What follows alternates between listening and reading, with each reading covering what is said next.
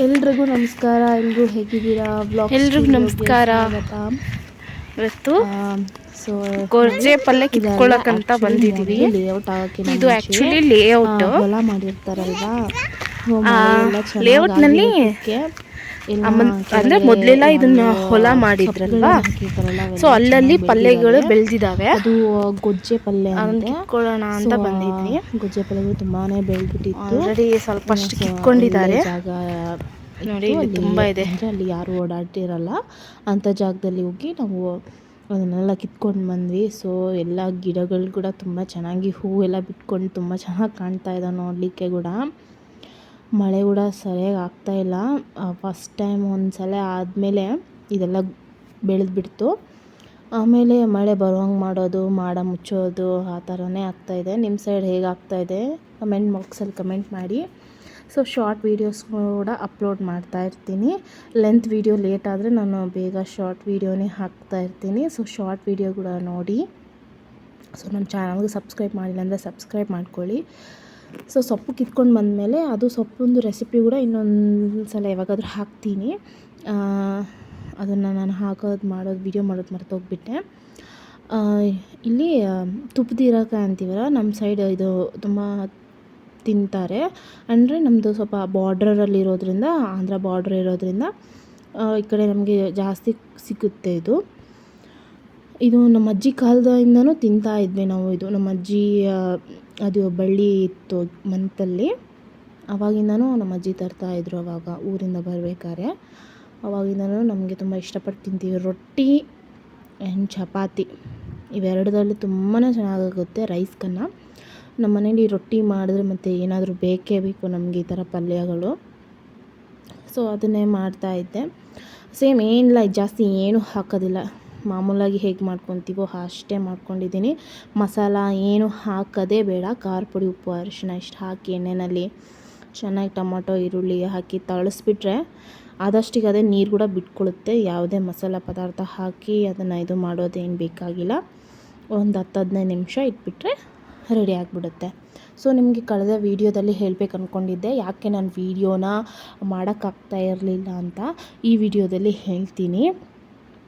ಯಾಕಾಗಲಿಲ್ಲ ಅಂದರೆ ನನಗೆ ಒಂದಷ್ಟು ಕೆಲಸಗಳಿದ್ವು ಮನೆಯಲ್ಲಿ. ಅಂದರೆ ಕೆಲವು ಕಾರ್ಯಕ್ರಮಗಳಿದ್ವು, ಮತ್ತು ಆ್ಯಂಡ್ ನನ್ನ ಫೋನ್ ಕೂಡ ಒಂದು ಪ್ರಾಬ್ಲಮ್ನಲ್ಲಿ ಬಿದ್ದುಬಿಟ್ಟಿತ್ತು. ಆ್ಯಂಡ್ ಅದಕ್ಕಿಂತ ಹೆಚ್ಚಾಗಿ ಹೇಳಬೇಕಂದ್ರೆ ಆ ಫೋನ್ ಕೂಡ ಒಂದು ಪ್ರಾಬ್ಲಮ್ ಆಗಿತ್ತು. ಆ್ಯಂಡ್ ಇನ್ನೊಂದು ಏನಂದರೆ ನನಗೆ ಒಂದು ಸ್ವಲ್ಪ ಅಸಮಾಧಾನ, ಒಂಥರ ಬೇಜಾರಾಗಿಬಿಟ್ಟಿತ್ತು. ಯೂಟ್ಯೂಬ್ ಮೇಲೆ ವ್ಯೂಸ್ ಸರಿಯಾಗಿ ಬರ್ತಾಯಿಲ್ಲ, ಯಾರು ಲೈಕ್ ಮಾಡ್ತಾಯಿಲ್ಲ, ವೀಡಿಯೋಸ್ ನೋಡ್ತಾ ಇಲ್ಲ ಅಂಥೇಳಿ. ಅದು ಒಂದು ಕಾರಣದಿಂದನೇ ನಾನು ಸರಿಯಾಗಿ ಸ್ವಲ್ಪ ಯೂಟ್ಯೂಬಿಂದ ದೂರನೇ ಇದ್ದೆ. ಅಥವಾ ಕಂಟಿನ್ಯೂ ಮಾಡೋಣ ಬೇಡ ಅಂತೇಳಿನೇ ನಾನು ಆಲೋಚನೆ ಮಾಡ್ತಾಯಿದ್ದೆ.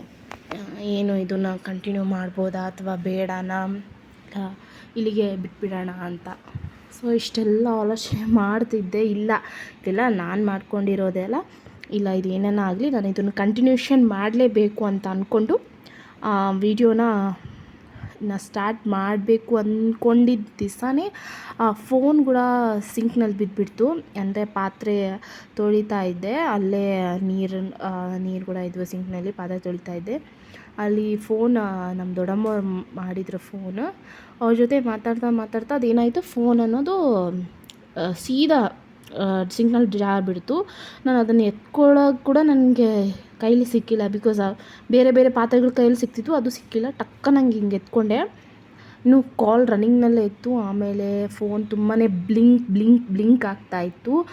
ಅದಷ್ಟಿಗೆ ಅದೇ ಹೊಡಿತಾಯಿತ್ತು. ಆ್ಯಂಡ್ ಎಲ್ಲ ನೀರು ಎಲ್ಲ ಗಾಳಿಯೆಲ್ಲ ಊದಿ ನೀರೆಲ್ಲ ತೆಗೆದು ಮತ್ತು ಇಯರ್ಬಡ್ಸಿಂದ ಎಲ್ಲ ಕ್ಲೀನ್ ಮಾಡಿ, ಮತ್ತು ಅದನ್ನು ನಾನು ತುಂಬ ಹ್ಯಾಕ್ಸ್ಗಳನ್ನ ನೋಡ್ತಾ ಇದ್ದೆ ಇನ್ಸ್ಟಾಗ್ರಾಮ್ನಲ್ಲೆಲ್ಲ. ಅಕ್ಕಿನಲ್ಲಿ ಇಡುವಂಥದ್ದು ಅದನ್ನೆಲ್ಲ ಟ್ರೈ ಮಾಡಿದೆ. ಅಕ್ಕಿನಲ್ಲಿಟ್ಟೆ, 1-2 ತಾಸು ಅಕ್ಕಿನಲ್ಲಿಟ್ಟೆ. ಆದಮೇಲೆ ಫೋನ್ ಬರ್ತಾಯಿತ್ತು ಫೋನ್ಸು. ಆಮೇಲೆ ಬಟ್ ಪಿಕ್ ಮಾಡೋಕ್ಕಾಗ್ತಾ ಇರಲಿಲ್ಲ. ಅದು ನನ್ನ ಸ್ಕ್ರೀನ್ ಟಚ್ ಕೆಲಸ ಮಾಡ್ತಾ ಇರಲಿಲ್ಲ. ಹಾಗೆ 1-2 ತಾಸು ಇಟ್ಟೆ.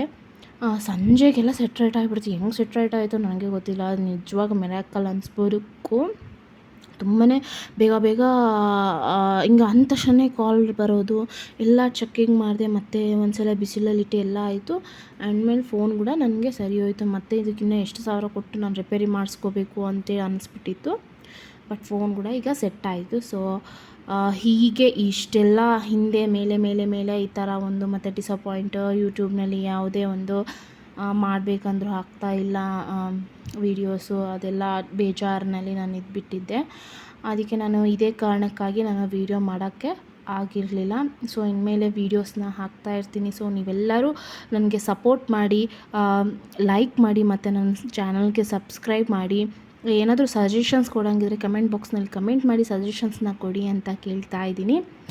ಸೊ ನಮ್ಮ ಮನೇಲಿ ಕಂಪಲ್ಸರಿ ಯಾವಾಗನಾಗಲಿ ರೊಟ್ಟಿ ಅನ್ನೋದು ಇದ್ದೇ ಇರುತ್ತೆ ಕಾಮನ್ನಾಗಿ. ಸೊ ರೊಟ್ಟಿ ಮಾಡೋಕ್ಕೆ ಹೊರಟಿದ್ದೆ. ಹೊರಗಡೆ ಹೋಗೋ ಕೆಲಸ ಬೇರೆ ಇತ್ತು. ಅದಕ್ಕೆ ಇನ್ನು ರೊಟ್ಟಿಗೆ ಕಾಯಿಸಿದೆ ನೀರನ್ನ. ಅದೇ ನೀರಿನಲ್ಲಿ ನಾನು ಹೆಸರುಬೇಳೆ ಹಾಕಿದೆ. ಸೊ ಇದು ವ್ಲಾಗ್ ಬಂದು